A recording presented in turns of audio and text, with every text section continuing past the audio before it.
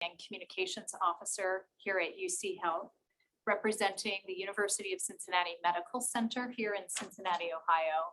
We're delighted to join you today and to be invited by Damar's family and the Buffalo Bills to give you an update on the medical condition of Damar. I'd like to introduce these two incredible physicians that are with us today.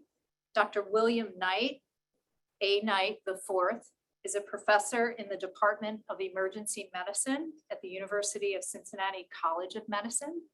Dr. Knight is also the lead physician for the Cincinnati team of unaffiliated neurotrauma consultants, visiting team medical liaisons, and emergency medical services support, including on-field paramedics, airway management physicians, and respiratory therapists.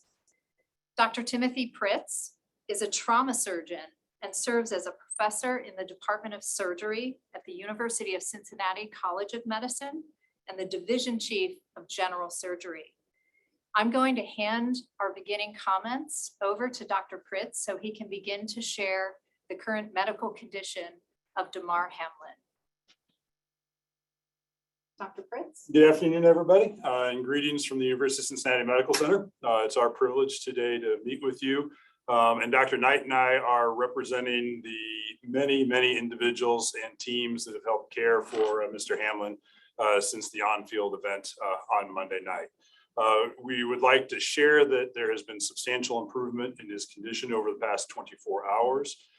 We had significant concern about him after the injury and after the event that happened on the field, but he is making substantial progress. As of this morning, he is beginning to awaken, and it appears that his neurological condition and function is intact.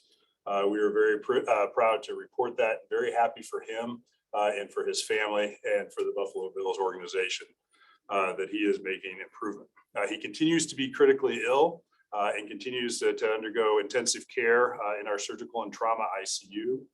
He's being cared for by ICU, neurocritical care teams, trauma surgery, and a cardiology team, as well as our expert nurses and respiratory therapists. They are attending to him, and he still has significant progress that he needs to make, but this marks a really good turning point in his ongoing care.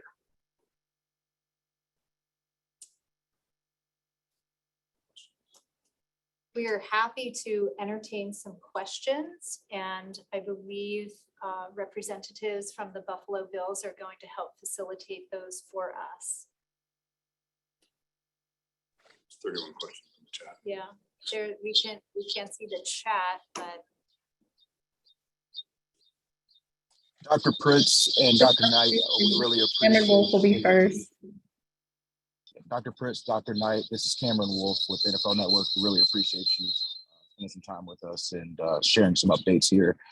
If possible, can you take us through the timeline from when Damar arrived in your care to where we are now, as far as what you guys did with his recovery and where that progress in specific is?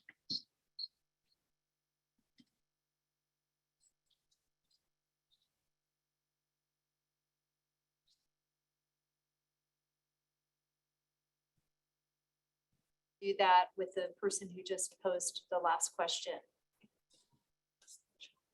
Did I come through clearly there? No, can you try again? Yes, apologies. First of all, appreciate you, Dr.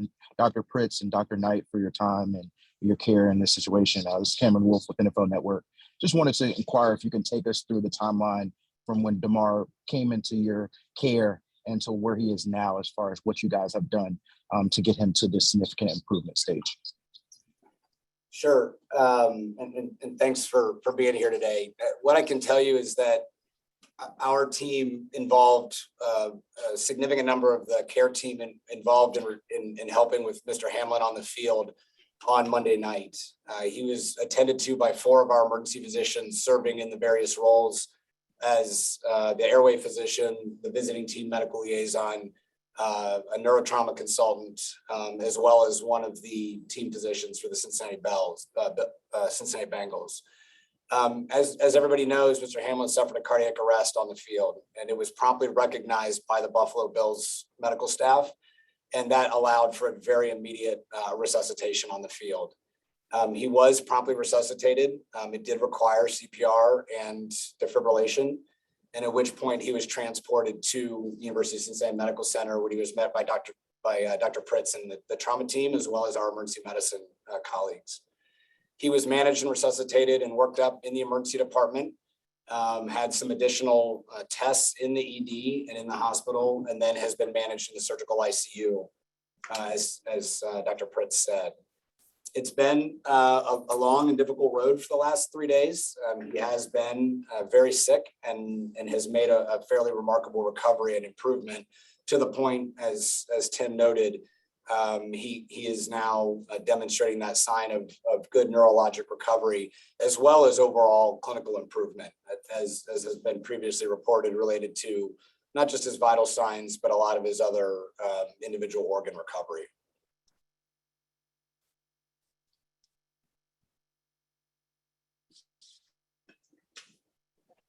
Doctor, this is Thad Brown from WROC Television in Rochester, New York.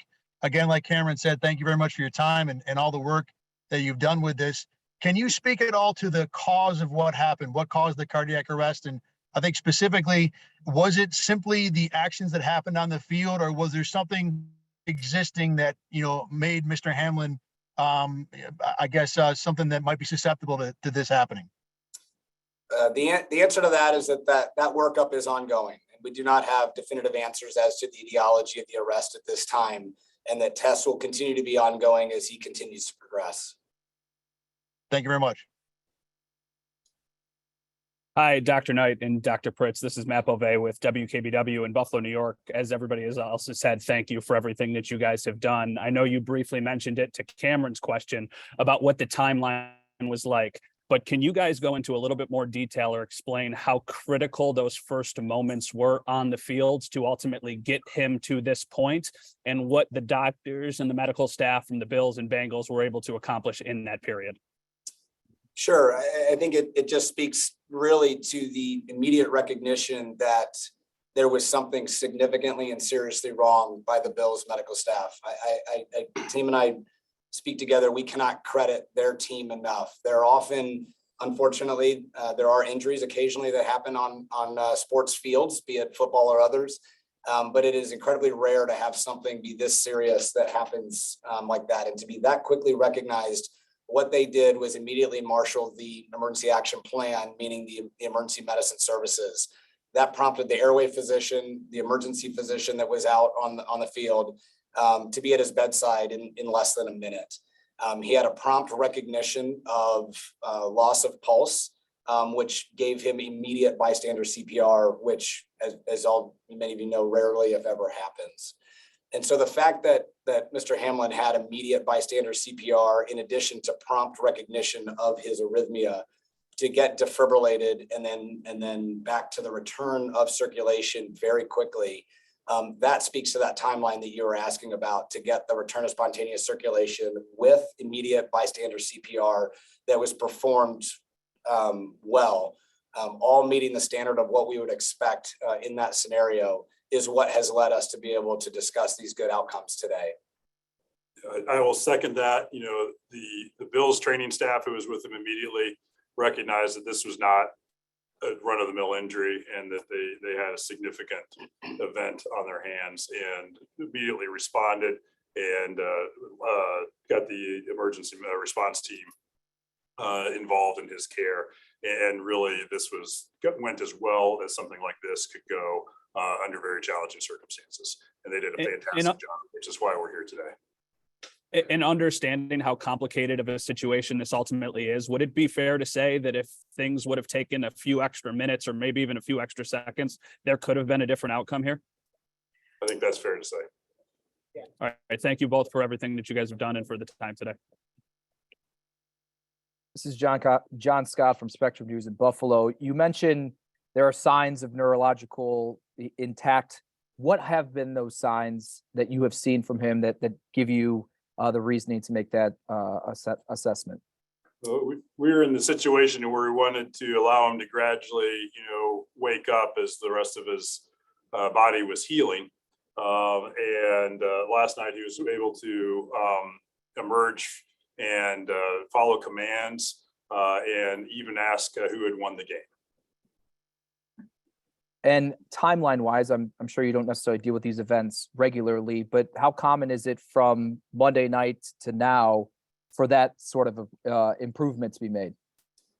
The answer to that is it's variable. We do manage post-cardiac arrest patients routinely as part of critical care in all of our ICUs, and it's variable, but it speaks to his age, his incredible fitness, and then again, I don't think that we could emphasize enough the immediate medical response. The fact that he had highly trained professionals from the Buffalo Bills, in addition to having paramedics, emergency physicians, respiratory therapists, all right at his bedside in less than a minute from the collapse. That speaks to that ability that demonstrates that he had good perfusion to his brain that led to no identifiable neurologic deficit. Thank you so much. Dr. Pritz, I just want to follow up on something you said, that Damar spoke last night. Can you speak to that? I can clarify. He did not speak. He was able to communicate in writing, and he is unable to speak with us yet, as he still has a breathing tube in, and we're still assisting him with ventilation. So when he was communicating with us last night and then again today, that's been in writing. And to paraphrase one of our partners, when he asked, "Did we win?" the answer is yes. Damar, you won. You've won the game of life, and that's probably the most important thing out of this. And we really need to keep him at the center of everything else that's going on, and we really want to ensure a good outcome for him. Hi, this is Todd Dykes with WLWT TV here in Cincinnati. And doctors, again, I know so many people are just so grateful for the work that you've done, the work on the field and so forth. I was fascinated. I think so many of us were to learn about the protocols the NFL has in place, the 60-minute meeting and so forth, when the chief medical officer talked about that yesterday. And the question was asked a bit earlier, but I'll circle back. Had there not been one thing in that protocol that would not have been in place, whether it was equipment or might not have worked, or a personnel or so forth, what would that one thing have been that could have led to a more, tragic outcome? Because I think we're all realizing that the NFL does a lot of pre-planning for these kinds of situations. I'm just curious to get your take on that. I'm not sure there is one thing. I think that really speaking and emphasizing to that team approach, that if you see those pictures in that video of the congregation of the team, you had Bills professionals, Bengals professionals, independent physicians, but we have all the right equipment. There's all the EMS equipment, airway equipment, advanced cardiac life support equipment, the ability to do CPR, the ability to defibrillate is all there and all spelled out in terms of accessibility. Speaking specifically to our team, we had several of my partners that were teammates, that were partners that were helping to resuscitate Mr. Hamlin. And you have those scenarios where people know each other and they train together. There's not a lot of speaking that needs to happen. They know how to work. They know how to integrate, no different than when Dr. Pritz and I are working in the trauma bay at UC. And that really goes a long way to helping with that in terms of that overall management. But was there one thing, or is there one thing that, if absent, would have led to a poor outcome? I can't say that there was any one thing, because it really is the entire global spectrum of care from the minute he collapsed until the ongoing care he's receiving right now up in the ICU. Thank you. Hi, this is Catherine Fitzgerald from the Buffalo News. Thank you guys so much for all of this clarity and everything you're doing. I was wondering if you could just add a bit more context on kind of what next steps will look like for recovery from Damar. You mentioned how his health puts him in a good position, but just from a human standpoint, just kind of what is the process like from here for him?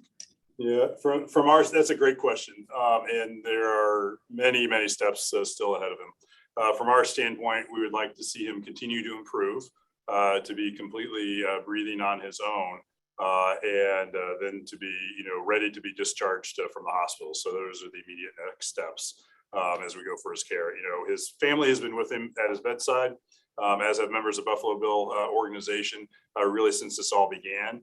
And we really want to get him home to them. And so those will be the immediate next steps. And then we'll talk about, potential plans for the future.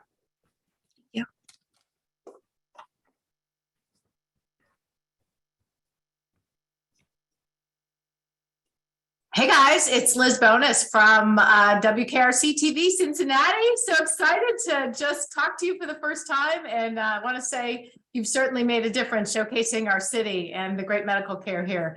A couple things. I've heard that he had to be trached on the field. I was wondering if you could comment on that. And that as a result, there may be some lung challenges. And then I also just wondered, kind of from here, what about the physical constraints now? Do you expect him to fully walk and talk and all the rest of that? Sounds like the brain function we were really worried about is good, but what about the rest? Liz, I can answer your first question. He was not trached on the field. He was intubated on the field, had a what I would deem a textbook resuscitation on the field from, again, immediate bystander CPR, defibrillation, airway management, and then transport to the hospital. It's critical that we do that resuscitation at the scene of where a cardiac arrest is. That portends the best recovery. There was no trach or airway other than the endotracheal tube that he has. As for the long-term recovery, again, we're focused on the right now, and he still has a little ways to go in terms of liberation from the ventilator. And I think that's going to be our focus right now in terms of helping him to recover, liberate, continue to get stronger and rehabilitate. But it is entirely too early to project into the future. So is there any reason that you don't expect him to make a full recovery? Again, more focusing on right now. I don't have any reason to expect or not to expect anything into the future, just focusing on what's going on right now. All right, last thing, lots of people are praying for you guys and they've just wondered if you felt it. Yeah, we have. It's been very powerful. We've been surrounded by a great, I think we keep using the word team in that by Dr. Pritz and I being able to get to know this amazing family and this amazing organization of, in a matter of 48 hours, having friends and having family of the hugs and the tears that have already been shed just by the progress that's been made. But then looking outside, I mean, all I have to do is look over my left shoulder and I see vigils and posters and well-wishers and the food that has showed up at the hospital for the support for the family and for the emergency department and for the surgical ICU team, the support that's been done to the family. Damar's family is wonderful. They've been right here. They've been great throughout the entire stay. And so have we felt it? Yeah, it doesn't take long to look outside and see the lights, the blue and the red around the city of Cincinnati, the support from local restaurants, the support from the fans and just people who are concerned. So yes, it's been very powerful. And does Damar know it too? He's learning it today. He's learning it today. Excellent. Thanks, you guys. Hi guys, this is Coley Harvey with ESPN, and just echoing everyone else, really thank you guys so much for taking this opportunity to talk to us. I actually I just have two questions, but I want to piggyback on that last point. You guys have mentioned that there has been a level of communication with Damar writing. I'm curious, what are you all able to see that he's understanding or processing what all has happened to him these last couple of days? We've discussed, with him what happened. He's not quite at the point where we can have a conversation because, again, still has the breathing tube in and is able to communicate with yeses and nos by shaking his head, nodding his head, or with brief notes. He was expressed surprise that he had been, not with the world for 2 days. We've talked to him about all the support that's been given from Cincinnati, Buffalo, and really across the country for him and his family during this time. His mom and dad have talked to him about what has happened, and we expect that we'll continue to have ongoing conversations with him. And again, his first question that he wrote when he started to awaken was did we win? So we know that it's not only that the lights are on, we know that he's home, and that it appears that all the cylinders are firing within his brain, which is greatly gratifying for all of us, for the nurses and the respiratory therapists and the care team that's been at his side, for his family and for everybody else beyond. And my last other question is, what comes next? What exactly are you all looking to see next as you begin to go forward with his recovery? Yeah, well, we want to see him continue to breathe more on his own, and then we want to get him breathing completely on his own. That'll be the next big milestone for him. Okay. Thank you guys so much. Hello, doctors. Adam Kilgore with the Washington Post. Thank you for doing this. At this stage, what would you project to be the best case scenario for Damar's ultimate return to function? I think, I mean, what is the best? The best is getting him to the way he was at 8 o'clock on Monday evening. Is completely neurologically intact, strong, good lung function, no cardiac dysfunction with his heart. The best outcome would be back to who he was before this all happened. Thank you.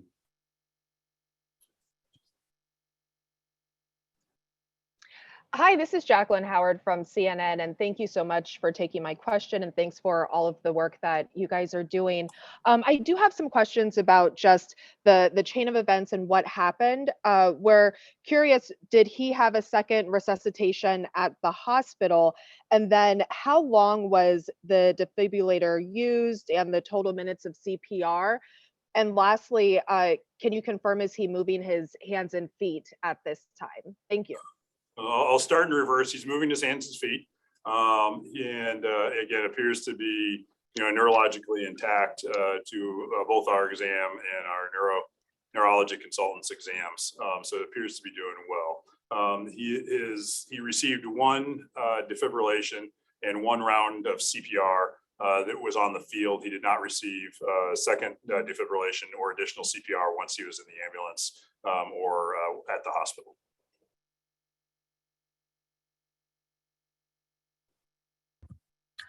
Hey, doctors. Thank you for doing this. To clarify something that was just said, the best is getting him back to the way he was prior to the injury.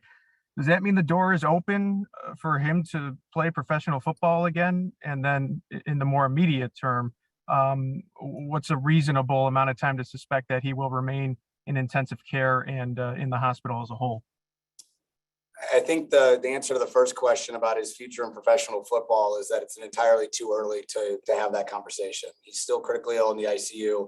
Our focus is on getting him better, to get him extubated and on the road to recovery. So it truly is too early to have that conversation.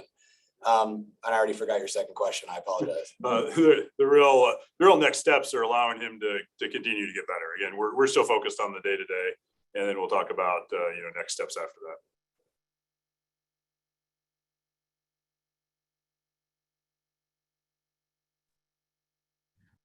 This is Tom Puckett from WBEN News Radio 930 in Buffalo. Doctors, I know you just answered Chris's question about the time frame for Damar Hamlin's return after the pro football, but how much post-hospitalization physical therapy and the likes will he need before he gets clearance to return to football? Yeah, that's a very good question. And it's really individualized to each person. And that process of recovery, rehabilitation starts to really engage and involve physical therapists, rehab physicians in terms of what are his needs. He was incredibly sick for 2 days in the ICU, and we would expect that as he continues to recover, we'll see what kind of sequelae there may or may not be from that.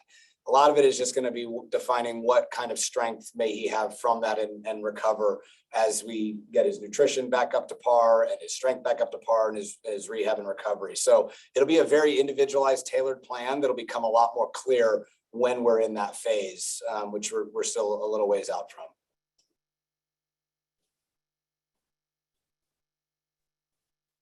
Hello to you both, and thank you, as all of us have been saying, so much for taking some time to be here with us today. This is Jenna Harner from WPXI in Pittsburgh. You mentioned liberation from the ventilator. What hurdles are still left for Damar to get off that ventilator, and hopefully, as I know a lot of us are hoping, to have him get out of the intensive care unit?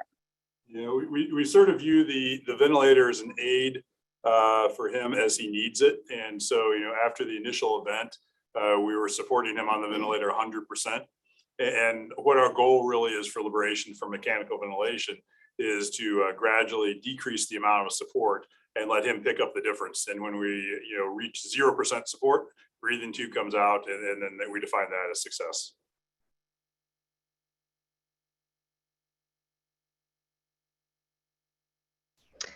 Hi, this is Maura Homan with Today. Thank you again so much for taking the time. There's been a lot of speculation around the fact that Damar's condition might be related to a condition called commotio cordis. I just wanted to see if you guys had any thoughts on that. I know it's a little early to tell at this stage based about the etiology, but if you had any thoughts on whether that might be playing a role, and if so, how that may affect the recovery process. Thank you. For sure. We've similarly heard those same suggestions. And the way that I would answer that question is that condition, commotio cordis, is an incredibly rare event that happens. It's also a diagnosis of exclusion in our world, which basically means we have to rule out many other more common or more deadly or more fixable type conditions before we can settle in on an ultimate diagnosis such as that. And so he has ongoing testing. There'll be tests in the future. And so I guess it would summarize down to it is still too early to say that. Is it on the list of considerations? It is, but he has many other things that we need to work through before a final etiology or cause for this arrest can be definitively defined.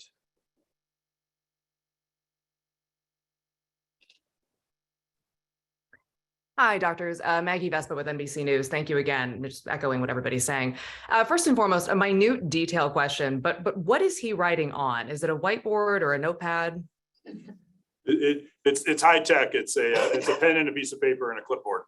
Oh, wow. Yeah, that's very high tech. Thank you. Okay. The next question, I appreciate your thoughts on next steps and what you'd like to see moving forward. We were wondering, is there a timeline by which you sort of really want to see him breathing on his own? Meaning if you don't get it by that time, it could have consequences.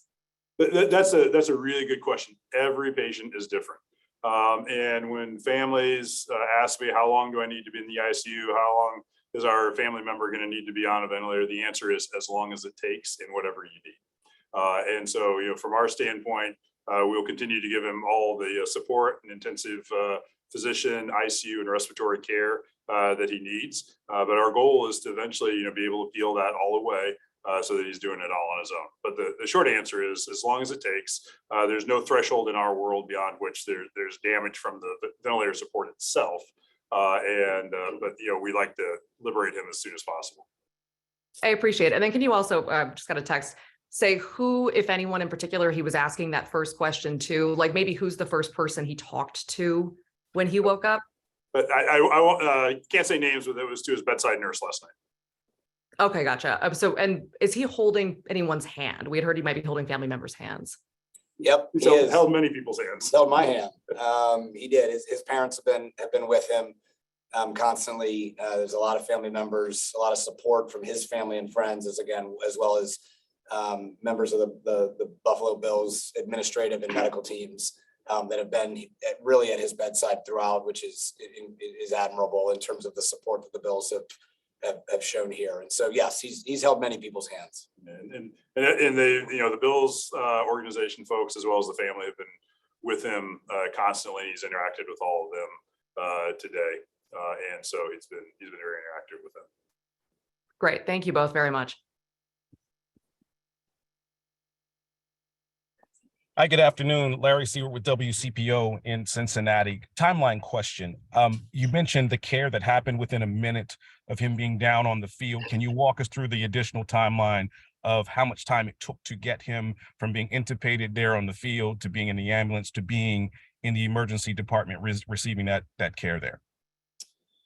The on-field resuscitation timeline, that is going to be reviewed and really looked at in depth kind of at a later moment. We like to do a more detailed debrief to really make sure that we can identify exactly what you're talking about for both review and overall quality assurance.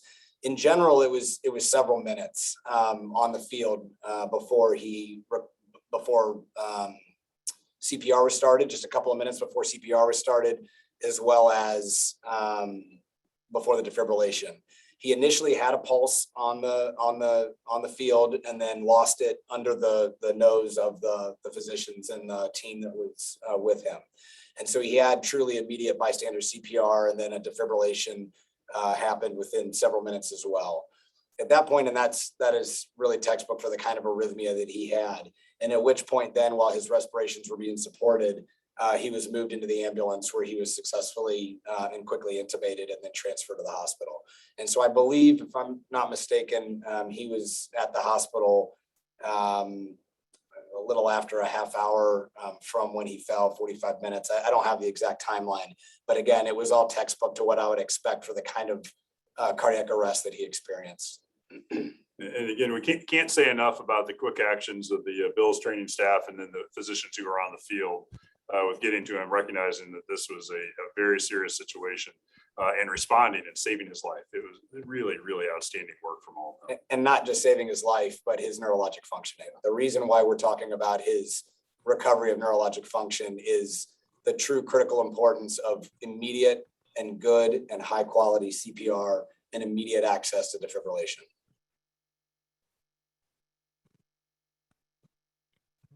Gentlemen, good afternoon. Mookie Hawkins, Waffle Sports 1080 Buffalo. First and foremost, I just want to say God bless you guys. God bless the Medical Center for the outstanding job that you've done in handling Damar.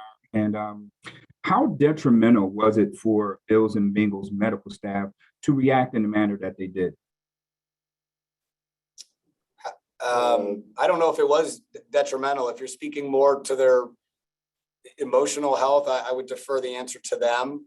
There was nothing detrimental to their response. They handled this what ought to be a textbook or model for what I would hope sports teams across the country would look to in terms of how this was responded to. I think at the end of this will be really looked at as an opportunity to ensure that, God forbid, the next time something like this happens, it goes as well as it went to Cincinnati that day. Yes, sir. And is this anything you guys have dealt with before? And how unique is this injury to Damar? I think there's probably two ways to answer that question. If we dealt with this before, we sadly deal with this every day. This is common for patients that present to emergency departments all the time.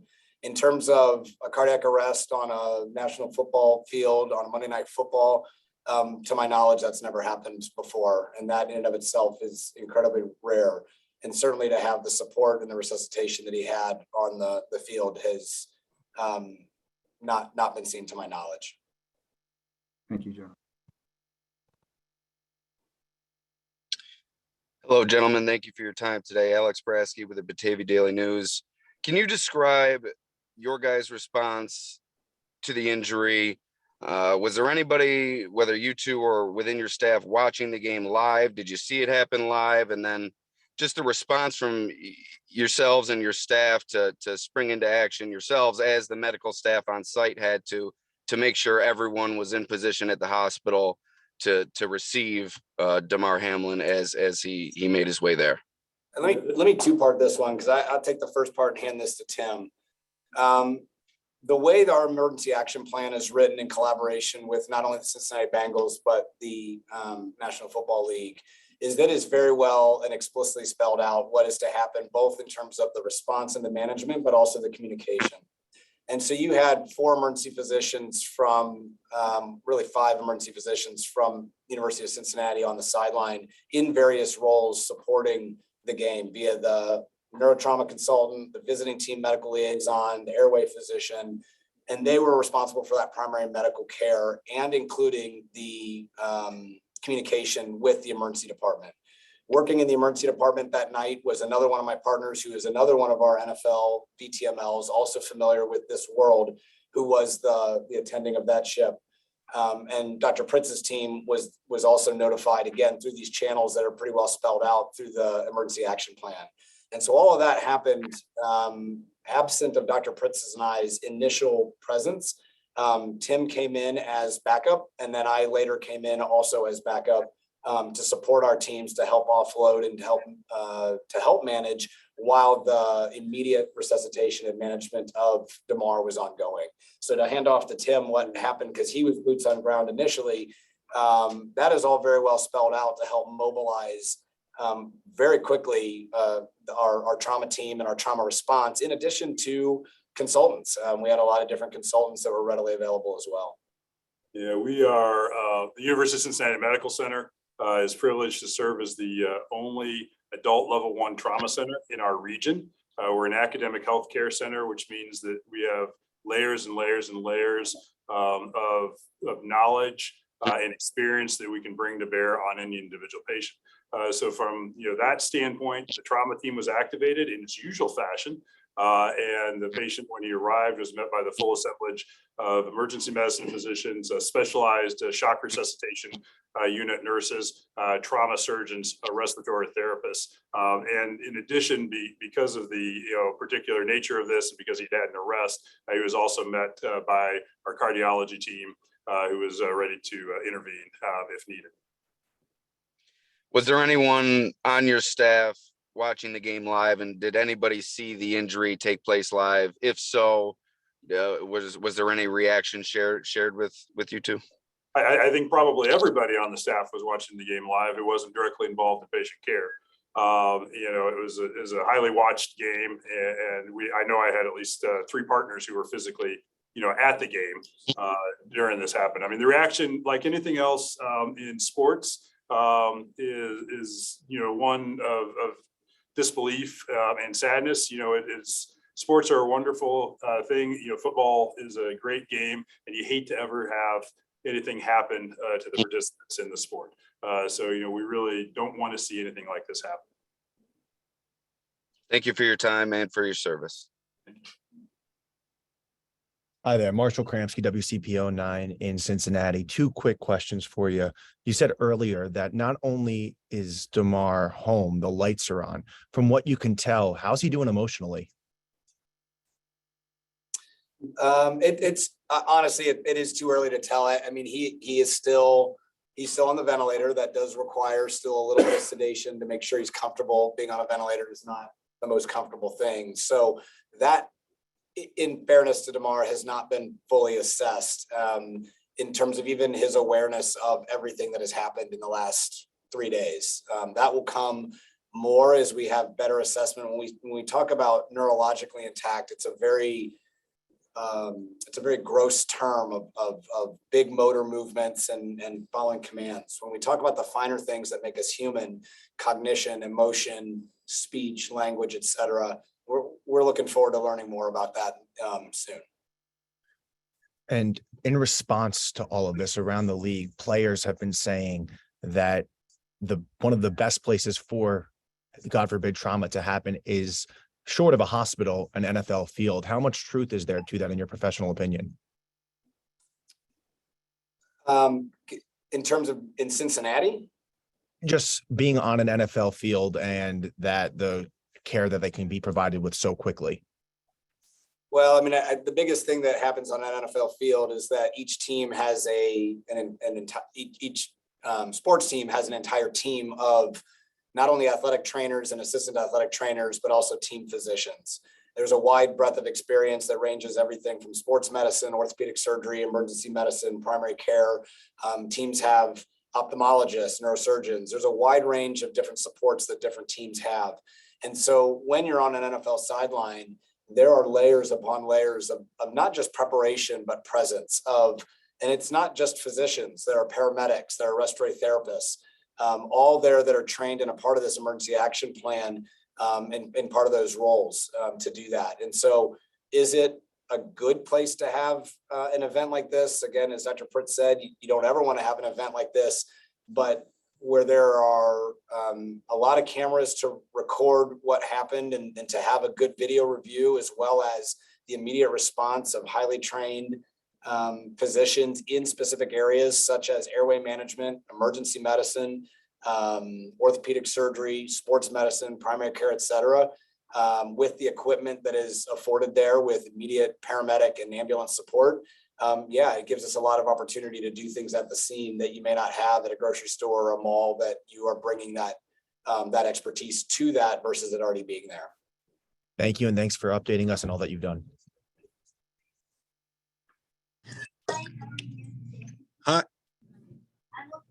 Hi, this is Dr. Lapuka. Am I on? Can't tell. Hi, it's Dr. Lapuka. I have a couple of questions. One has to do with on the field. I know you said it has to still be reviewed, but I might understand that he went down and initially he did have a pulse and then he lost the pulse. He had a cycle of CPR. How long was that cycle? Was it 2 minutes? And then he immediately had defibrillation? Again, the specific details of that review are still pending, but the high level answers to that are yes, he initially had a pulse. He lost his pulse, had immediate bystander CPR. For then the rhythm check, he did have defibrillation and then return to spontaneous circulation. The specific numbers without having them in front of me and again, in deference to the review that will happen as part of the debrief, I don't have those immediately in front of me. Okay, so obviously that's really interesting. If he had a pulse that he wasn't immediately in VFib, he might have been, and we don't know the rate of that pulse, I take it. So I'm looking forward to those.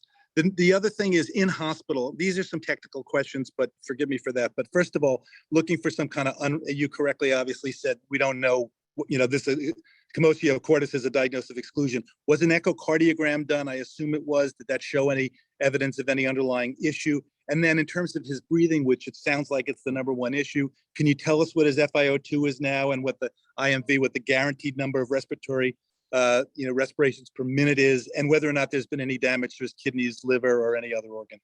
Yeah, that's a level of detail that we're not prepared to speak to today. Those are great questions, but not today. Okay. All right. Thank you very much. And well done. Well done, team. Ian Rappaport, NFL Network. Thank you guys for doing this. I had two specific questions I wanted to check on. One, I'd heard that there's a possible other injury, a jaw injury, something of that nature. Is that true? And then two, I had somebody tell me that he had his lungs cleaned out. What does that mean? I'm not sure what cleaning out your lungs mean. So that's a great question. There is no known jaw injury. Okay, thank you.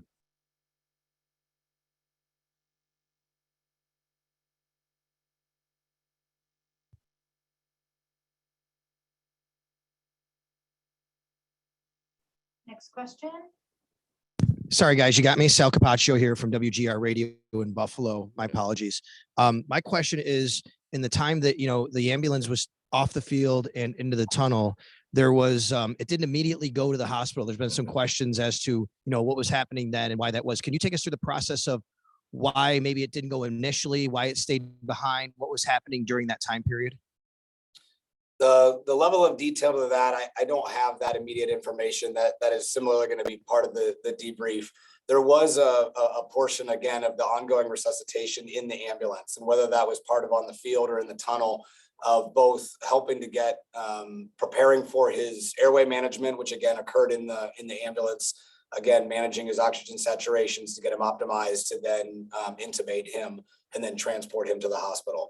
Outside of that particular process, I don't have any additional information. And again, a lot of those specific details are going to be part of the debrief. Okay, thank you. Pat Freeman from the Buffalo Criterion newspaper. How are you today? Thank you. My question was, looking at the replay, Damar seemed to hit his head pretty hard on the turf. Was there any signs of concussion or head trauma to him? Yeah, what we can tell you now that his neurological function, appears to be intact at present. So did he hurt his head any? Do you know? The two ways to answer that is that he does not have any physical or radiographic signs of head trauma. Concussion is a clinical diagnosis, and since he has been intubated and largely sedated throughout his course, we have not had the ability to do what we would ordinarily do to evaluate and test for a concussion. All right. Thank you very much.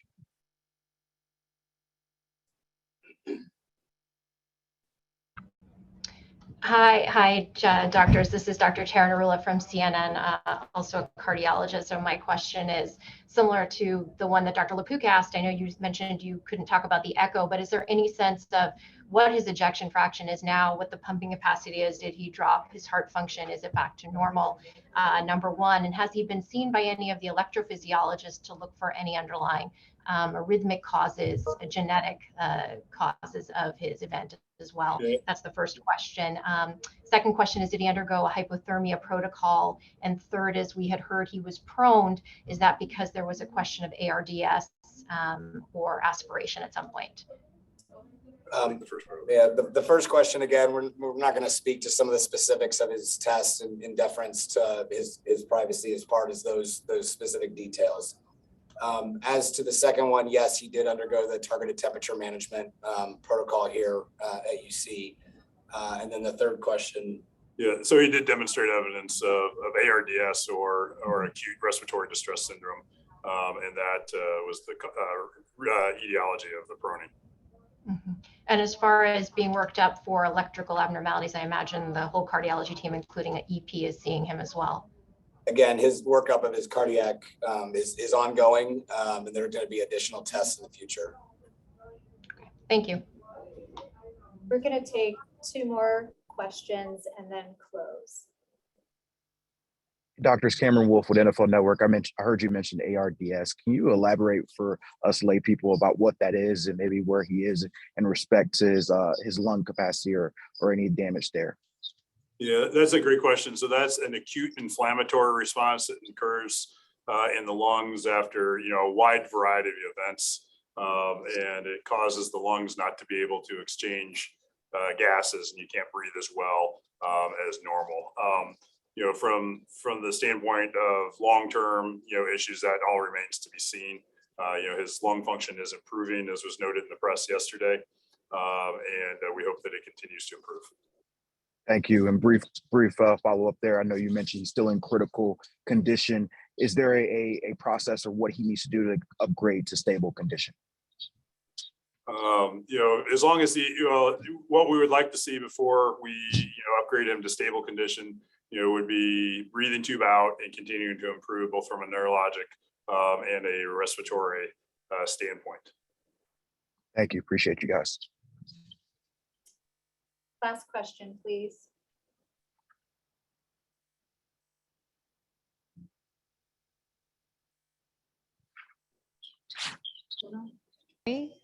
Yeah, can you hear me? Sorry about that. Appreciate the time. Just really quickly, I wanted to ask, I know there's obviously been so much going on, but Damar's toy fundraiser raising over $7 million. I didn't know, I know there's a lot, but if you were able to communicate kind of just the outpouring of support and what his charity has been able to raise in these last couple of days.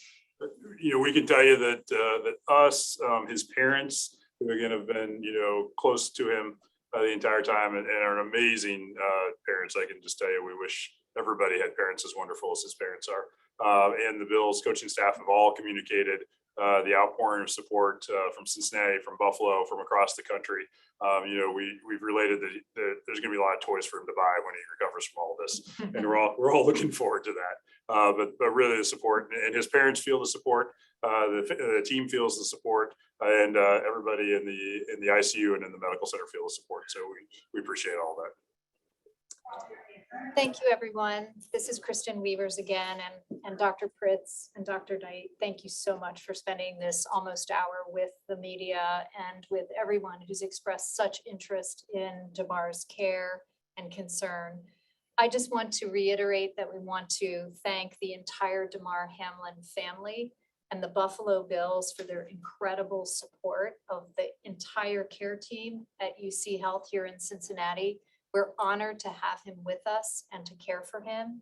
And thank you to the family and the Buffalo Bills for inviting Dr. Pritz and Dr. Knight to provide a current update on Damar's medical condition and provide you accurate information.